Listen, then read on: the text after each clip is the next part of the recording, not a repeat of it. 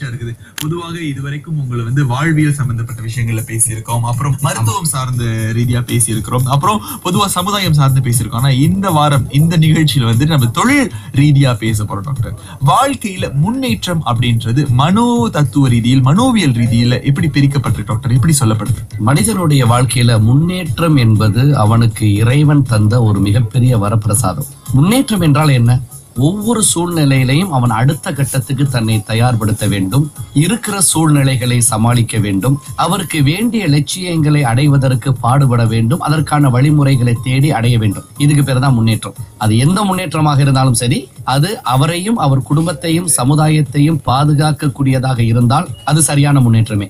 ஆக மனிதனுக்கு முன்னேற்றம், நான் முன்னேறணும் அப்படிங்கிறது முதல்ல நம்பிக்கையில வந்தே தீர வேண்டும். ஆக நம்ம ஒவ்வொரு மனிதனுமே நம்ம படைக்கப்படும் போது ஏதோ ஒரு வகையில இந்த உலகத்துக்கு சாதிக்கணும், இந்த உலகத்துல நன்மை செய்யணும் என்ற அந்த நோக்கத்தோடு தான் இறைவன் நம்மளை படைத்திருக்கின்றான். ஆக பசி என்று ஒண்ணு இருந்தாவே உணவு என்று ஒன்று எங்கேயோ உண்டு. அந்த ரெண்டுக்கு இடையில என்ன வேணும்?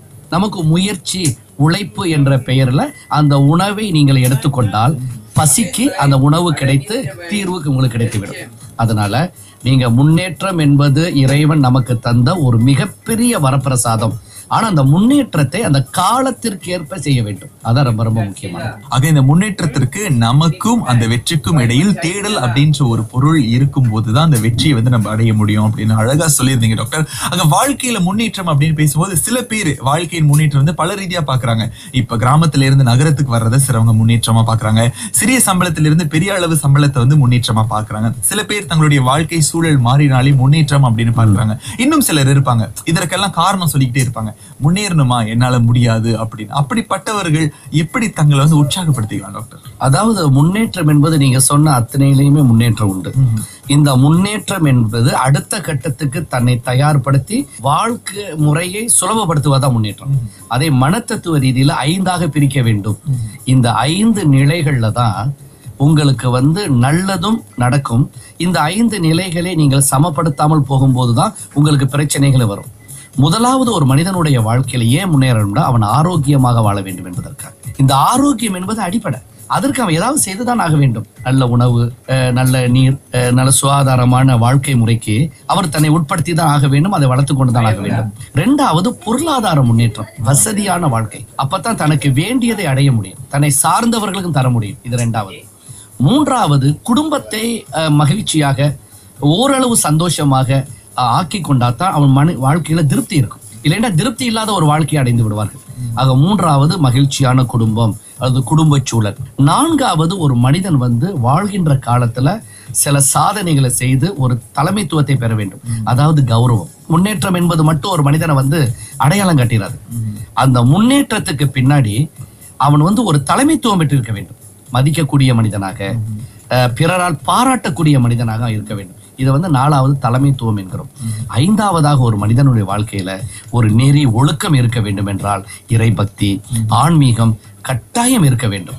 இந்த 5 விஷயங்கள் ஒரு மனிதன் கடைபிடிக்க தொடங்கும் போது பல துன்பங்கள்ல இருந்து விடுபடுவான். ஆனா இந்த 5ஐயும் அவன் அடைய வேண்டும் என்றால், சமாளிக்க வேண்டும் என்றால், ஏதாவது ஒரு தொழிலை, ஒரு வருமானத்தை அவன் பெருக்கிக் கொண்டே ஆக வேண்டும் என்பது கட்டாயம். அழகா சொல்லுவோம், மாற்றம் என்பது நடந்துகிட்டு தான் இருக்கும். எந்த சமுதாயம் மாறவில்லையோ அது காலத்தால் பழிவாங்கப்பட்டுவிடும். மாறாத அனைத்துமே மறைந்து போய்விட்டன, மாறிய அனைத்தும் தான் வாழ்ந்து கொண்டிருக்கின்றன. இன்னைக்கு நம்ம முன்னாடி இருக்கிறதெல்லாம் என்ன? வாழ்ந்து கொண்டிருப்பது, அதாவது மாறியவைகள். மிகப்பெரிய புயல் வரும், புயல்ல எத்தனையோ 1000 மரங்கள்லாம் ஒடிந்து போய்விடும், அழிந்து போய்விடும். இவையெல்லாம் அந்த புயலுக்கு ஏற்ப தன்னை மாற்றிக்கொள்ள தெரியாத மரங்கள். மிச்ச மரங்கள்லாம் யாரு? இது எல்லாம் அந்த மாற்றத்திற்கு ஏற்ப தன்னை வளைந்து கொடுத்து சமாளிக்க தெரிந்தவைகள் தான் புயலுக்கு பிறகு நம்ம முன்னாடி இருக்கு. ஆக மாற்றங்கள் என்பது நடந்தே தீரும். அதை நீங்கள் சமாளிக்க வேண்டும் என்றால் பற்றாத வாழ்க்கையை வாழவே கூடாது. அடுத்த கட்டத்துக்கு நீங்கள் தயார்படுத்தி ஆக வேண்டும். இந்த அடுத்த கட்டத்துக்கு எப்படி நாம் தயார்படுத்துவது என்று நம்ம பார்க்கும்போது ஒரே ஒரு வழிதான், தொழில் செய்தே ஆக வேண்டும். யாராக இருந்தாலும் சரி. இப்ப நாங்கள் கூட இந்த மனத்தத்துவத்தை, தியானத்தை தொழில் ரீதியாகத்தான் செய்கின்றோம். யாரும் ஏமாத்தாமல், யாருக்கும் துரோகம் செய்யாமல் அதை தொழில் ரீதியாக கொண்டு செல்லும் போது மக்களும் பயனடைகிறார்கள், நம்மளும் வளர்கின்றோம். ஆக இந்த சமுதாயத்துக்கு அருளும் இருக்க வேண்டும். ஆனா இந்த உலகத்தில் வாழும் வரை அவருக்கு பொருளும் இருக்க வேண்டும். பொருளை அடைய வேண்டும் என்றால் காலத்திற்கேற்ப தன்னை மாற்றிக்கொண்டு செயல்படுவது, ஒரு தொழிலை மாற்று வருமானத்தை கண்டிப்பாக அவர்கள் பெற்றுக்கொண்டால்தான் வருங்காலத்தில் ஏற்படக்கூடிய மாற்றங்களை அவர்களால் சமாளிக்க முடியும். இல்லை என்றால் மாற்றங்களே அவர்களை பழி வாங்கிவிடும். மாற்றம் ஒன்றுதான் மாறாதது அப்படின்றது ரொம்ப அழகா தெளிவா சொல்லியிருக்கிறாரு. இந்த பாடலை கேட்டுட்டு வாங்க. இதற்கு பிறகு தொழில் பற்றி இன்னும் சில விஷயங்களை நம்ம டாக்டர் கிட்ட கேட்டு தெரிந்து கொள்வோம். இது நான்